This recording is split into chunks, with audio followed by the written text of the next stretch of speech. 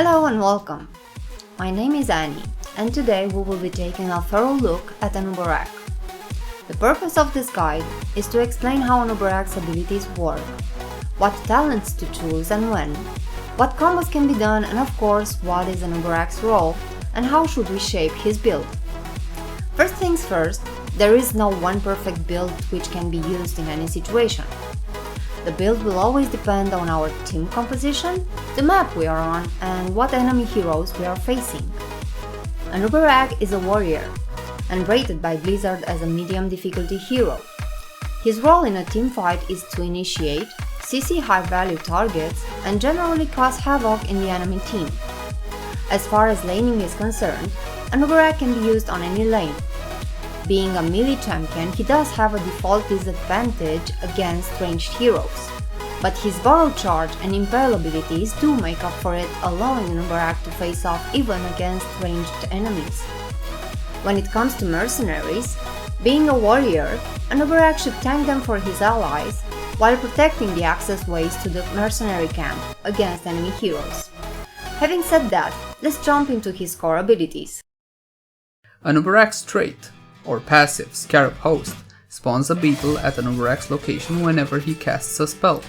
Beetles last for 10 seconds, attacking nearby enemies, and their damage scales with Anub'arak's level.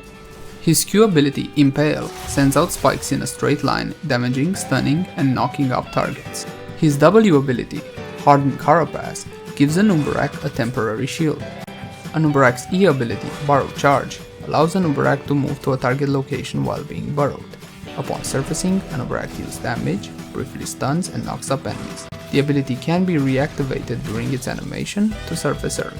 When it comes to ultimate abilities or heroic abilities, Anub'arak has a choice between Locust Swarm and Web Blast. Locust Swarm deals damage per second in an area around Anub'arak for 8 seconds. Each damaged enemy heals the Traitor King. Both damage and healing scale with level. Web Blast wraps target enemy hero in a cocoon for 5 seconds. Enemies wrapped in the cocoon are unable to act and untargetable. Allies of the hero can attack the cocoon to break it and free them early. Now that we are done with Anub'arak's core and heroic abilities, let's get into what actually shapes a build, meaning the talent system. At level 1 we get our first pick, starting with Regeneration Master. Now, Regeneration Master is not a hero-specific talent. It's available to multitude of heroes, predominantly melee heroes get Regeneration Master with the exception of Sergeant Hammer and Tychus at this time. Regeneration Master gives you 4 health per second permanently health regen when you gather free globes. So basically what you need to do is get free globes, and this will permanently increase your health regeneration by 4. Now, of course, you can stack this. You can get very high stacks. You can get up to 10, 12 in a match, even more. This is the way to go if you want a heavy sustain build. Now, how do you choose a talent? You're level 1, and how do you choose your first talent? There are 3 key factors to consider, and a 4th factor not so key. Let me explain. The first thing you want to look at is your team. And when considering your first talent, you gotta look, do we have a healing support? Why do I say healing support? Not all support heal. For example, Tyrande does have a heal, but is very weak. If we don't have a healer in our group, then I strongly recommend Regeneration Master. There is another route to going if we don't have a healer in our team, and that's through the Beetle healing build, which I will detail. If we're going for the Beetle healing build, we can go for Assault Scarab to increase the damage of the actual beetles, because later down the line, half the damage the scarabs will deal will heal us. However, we can only activate that talent on level 7. So until level 7 we will get no regeneration. In any case, my recommendation if you don't have a healer in your group is clearly Regeneration Master. The pros of this talent, that late game you can get up to crazy stacks and crazy regeneration. The negative, the main negative of this talent, it takes a while to build up. It's easier to build on maps that have more mercenaries, because those, when you finish a mercenary camp, it drops a regeneration globe. But the map it's easiest to build on is Garden of Terror, because the terrors drop health globes as you damage them. Not just one when you finish it, but as you play, as you deal damage to the terror and you bring its health pool down, regeneration globes will keep on dropping. So I definitely recommend this on Gardens of Terror. The second key factor you want to be looking at when choosing your talents is the opposing team.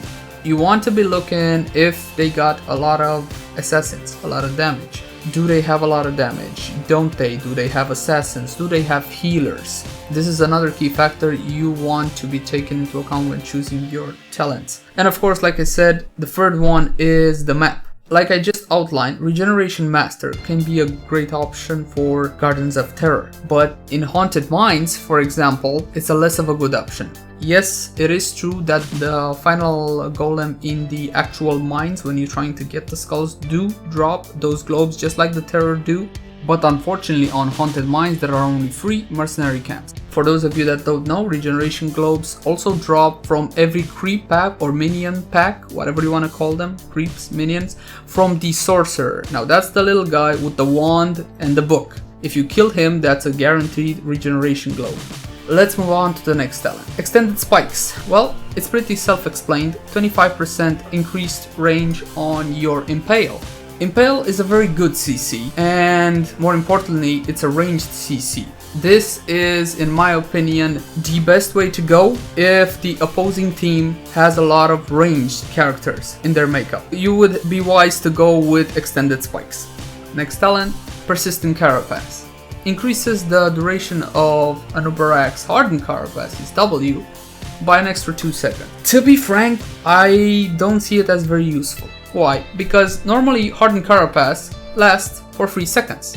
Now 3 seconds is usually enough time for you to bear the grunt of the opposing team's damage. Usually I find myself in situations where the opposing team will burn through the shield long before the 3-second mark. So going for 5 seconds, even if you do later talent Hardened Carapace to have a bigger shield, even so the 3 seconds are more than enough. So I don't really advise Persistent Carapace. And the last option for level 1, Assault Scarab. Increases the attack damage of spawn beetles. Let's remind ourselves a little bit. Where do we get beetles from? We get it from Scarab Host, which means every time we use an ability, we will get a beetle for 10 seconds. Obviously, I will show you guys later down the line, these beetles can be further upgraded. So they heal Anub'arak, they can also have a shield, they can also have the duration refreshed and their damage doubled. This is a good choice, in my opinion, only if you want to do a sustain build, more healing for Anub'arak, but at a later phase of the game. You are gonna get more out of Regeneration Master till level 7 when you can select Leeching Scarabs, so the Scarabs heal you for 50% of their damage. It is true that later down the line, you will get more from Leeching Scarabs, from the Scarab healing build, that you will get from Regeneration Master. Why don't I think this is an actual damage upgrade? Well, the actual Scarabs are not very reliable. Their AI does not prio enemy heroes, enemy champions. They are good for pushing. They are good at Blackheart's Bay for finishing a chest very fast. They are good for doing mercenaries, but they are unreliable for actual hero damage. Level 4. First talent, Superiority. Reduces damage taken from non-heroic enemies by 50%. Pretty self-explained. If you want to tank some towers for your team, which you as a tank should, you should get this talent. If you want to tank for your team all the mercenaries, this again will help you. Mercenaries are non-heroic damage, so are towers. But that's about it for this talent. If you're the only tank, even then I still don't recommend this. Next talent, Locust Needles. Basic attacks deal area damage. 35% of your basic attacks will be dealt in area damage around your target. What is this good for? Clearing out mercs and clearing out minion waves. Yes, it is true that this damage will carry over if the opposing team is stacked up together, but this is rarely the case. Do not believe that if you take Locust Needles, it will have a big impact on your actual hero damage, because it will not. And after all, you are a tank. It's not your main job to do damage. Your job as an Anub'arak is to get in the way, to cause havoc in their team, and to CC their most important players. Next talent, Underking. This is my favorite out of level 4. Increases the range of Borrow Charge by 20% and lowers the cooldown by 2 seconds. Now, Borrow Charge, I believe to be Anub'arak's best ability. It can serve you in so many ways. It is a great engage. Although the ideal engage would be land an impale on an enemy or two, then come up with Borrow Charge, do a double knock up, and right after that you pop your W as soon as they're not stunned anymore, so you get a shield and can take a little bit more damage. Especially in laning against a ranged target. Do not be afraid you're laning against ranged. Land a decent Q, follow it up with Borrow Charge, pop your W as soon as the stun wears off from Borrow Charge, and keep on meleeing. 8 times out of 10 they're gonna have to back off. So Underking, great initiator, great escape tool, all around great to have, better range, great to have, lower cooldown on Borrow Charge. And the last talent, Legion of Beetles. Anub'arak automatically spawns beetles every 8 seconds, can be toggled on and off. What is to say about this talent? If you're going for a beetle build, especially a sustained beetle build, then you should really get Legion of Beetles. Now, there is something to be said. Legion of Beetles and the actual spawn from using your ability from Scarab Host are not mutually exclusive. Level 7, Mercenary Lord, first choice. Mercenary Lord is a very potent talent. If you know you're gonna be present in all the mercenary captures, then Mercenary Lord is a must-have if nobody else on your team has it. But if you can avoid it, it's best to be avoided. Next talent, Bed of Barbs. Creates a bed of spikes along Impale's path that slows enemies' move speed by 30% and deals 20 damage per second. Spikes persist for 3.5 seconds. This is a great talent if you want more CC. If the opposing team have a lot of high mobility heroes, then this is very good. It's basically a wall. Okay, they can pass through it, but they will be slowed and damaged. You can put opposing players in the position of them having to choose either fight your team or go through the bed of spikes, which will damage them and slow them. Next talent, and this is my favorite at level 7, Shed Exoskeleton. Upon activation of Hardened Carapace, your W, you will get 25% extra movement speed for 3 seconds, and I cannot stress this enough. It is vital for a melee champion to have good mobility. Anub'arak has some inherent mobility by default. His Borrow Charge can get him in and out of sticky situations, especially if talented with a lower cooldown. But Shed Exoskeleton, the extra movement speed, 25% for 3 seconds, can get you where you want to be or out where you don't want to be very efficiently. I recommend this talent if you're not really sure of what to pick. Next talent, Urticanting Spines.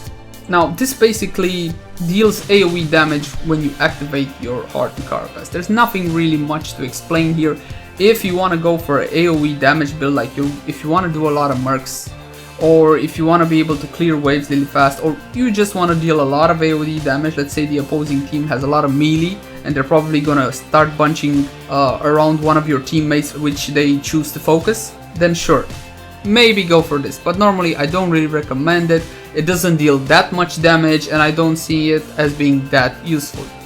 And the last choice at level 7, Leeching Scarabs. We already talked a little bit about this. Beetles heal Anub'arak for 50% of their damage with each attack if he is nearby. This is a must-have for a beetle build. For a beetle, I'm gonna call it a beetle sustain build, because in my opinion that's what it is. Beetles are not reliable to do damage.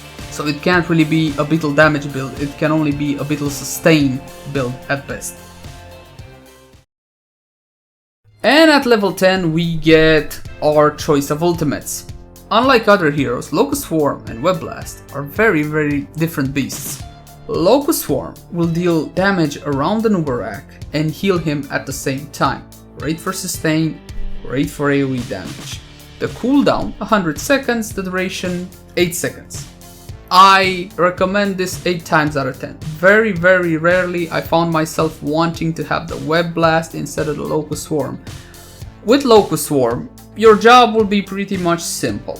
You land your Q if you can. You think you can get a better engage with Borrow Charge, then you engage with Borrow Charge. you hit your impale, land it on a target or more preferably, follow up again with borrow charge, preferably on the same targets if they are their squishies. Always try to go for their squishies, and by squishies I mean their damage dealers, their assassins. Preferably one does not have an escape mechanism. After you're done with borrow charge, activate your carapace, because most likely some of them will turn on you and pop your Locust Swarm. Locust Swarm will keep your health up while damaging every target around you. And his second heroic ability, Web Blast. Wraps target enemy hero in a cocoon for 5 seconds. Once that target is locked in that cocoon, your team, I see this confusion in many games, your team cannot break the cocoon. Only the opposing team can break the cocoon before the 5 seconds are up if they want to help that hero escape. This is a great CC. And I recommend this talent when you have a pesky player, which is just ripping apart your team. Let's say it can be an assassin. It can be a Nova, okay? As soon as she decloaks and you think she's a real threat, you put the Web Blast on her, and for the next 5 seconds, you don't have to worry about her. It's very rare for players to actually start attacking the cocoon. It's not that hard to break, but during a team fight, players are usually more focused on other things. 5 seconds is a long time to do a CC on somebody. Let's be clear, it doesn't do any damage, it just removes that player from the fight. He can't do anything while he is in the cocoon. Level 13. Burning Rage, another non-hero specific. Again, this talent is available to a wide variety of heroes. Now, I only recommend Burning Rage for players looking for a higher damage build. This is extremely useful against cloakers. Get close to the cloakers with Burning Rage and they will not be able to decloak. Let your team finish them off while you just keep them uncloaked with Burning Rage. Spell Shield, again, non-hero specific. This is a very iffy talent. It can be very situational. Upon taking ability damage, reduce all ability damage taken by 50% for 2 seconds. Can only trigger once every 30 seconds. It can get triggered by the most meaningless of spells. I really don't recommend Spell Shield unless they actually have a lot of ability damage in their team. Our next talent, Chitinous Flattening, increases Hardened Carapace shield amount by 50%. Usually half the time I take this because the extra shield is always useful. Keep in mind that most assassins have Giant Killer. Now Giant Killer increases their damage against heroes with high health pools, but it doesn't say anything about shields. So this is an excellent talent if you want more tankiness. And again, the bonuses assassins get from Giant Killer will not have any effect on shields. You want to be looking at the opposing team, you press tab, then you press show talents and see if any of their heroes went for the Giant Killer talent. And our final talent at level 13, Beetles get a shield. Honestly, it's very rare for a beetle actually to get killed by a player. Most often I've seen beetles get killed by golems from their AoE smash and maybe by towers. Players usually ignore the beetles. This talent just seems like a waste to me. I don't really take it. I have experimented with it and it's good for pushing and it's good for doing mercs, but that's about it. At level 13, I recommend the increased shield on Hardened Carapace. We're almost done, guys. Hang in there. Level 16. Epicenter. Probably one of the best, if not the best skill you can get at level 16. Increases the impact area and damage of borrow charge by 100%. So basically, you don't have to be as precise with how you exit borrow charge. And if you are precise, you can affect multiple players. You can even get their whole team knocked up into the air. This is a great talent, and the damage doubled. Roughly around level 20, you will see Epicenter, borrow charge with Epicenter do about 500 damage. Now 500 damage to, let's not say all their team, but half their team is a big deal for a tank. Very strong talent. Next, Beetlejuiced. Beetles get stronger by killing enemies. Again, a very iffy talent from my point of view. If beetles kill an enemy, its duration is refreshed. Now don't get confused, it doesn't mean that a beetle needs to kill an opposing hero.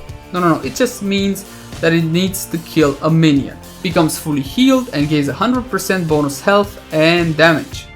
This effect can only occur once per beetle, so you can't keep your beetles up always, which is unfortunate.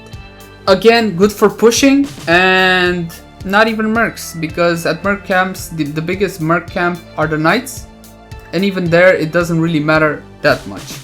If you're going, however, for a beetle sustain build, you can play around with this, but the next talent, in my opinion, is more appropriate.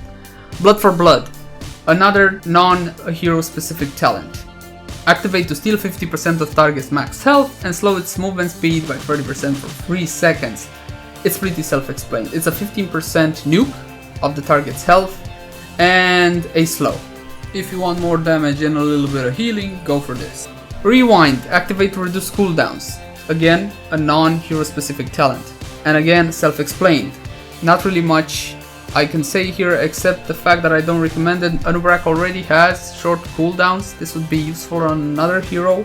But then again, if you go for rewind, you can do your full combo Q, E, W, hit rewind, and do it again.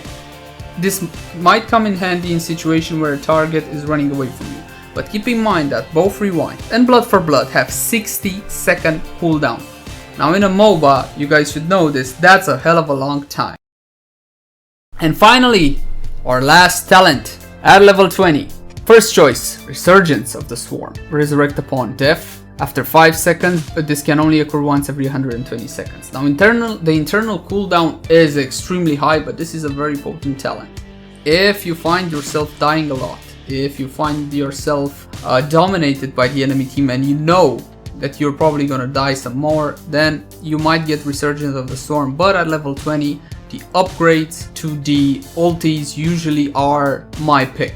Next choice, Fury of the Storm. Attacks chain to enemies. Again, pretty much self-explained, basic attack bounce twice to nearby enemies for 50% additional damage. Good for AoE.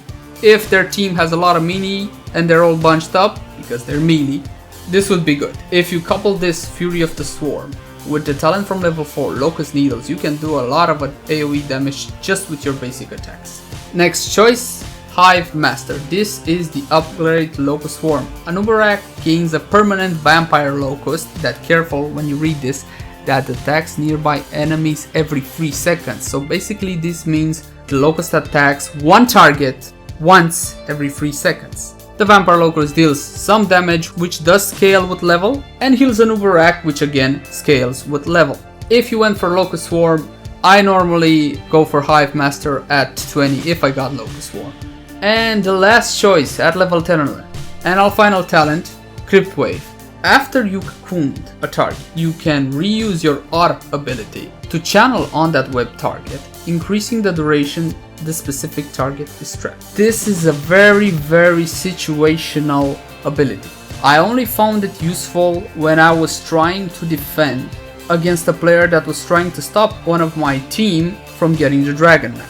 And another circumstance where I found this useful is when we were trying to finish off the enemy base and one of their heroes kept trying to get in the way. But again, this is very situational, and I'm kind of disappointed. This is not really that big of an upgrade from my point of view. They could have done so much better with this.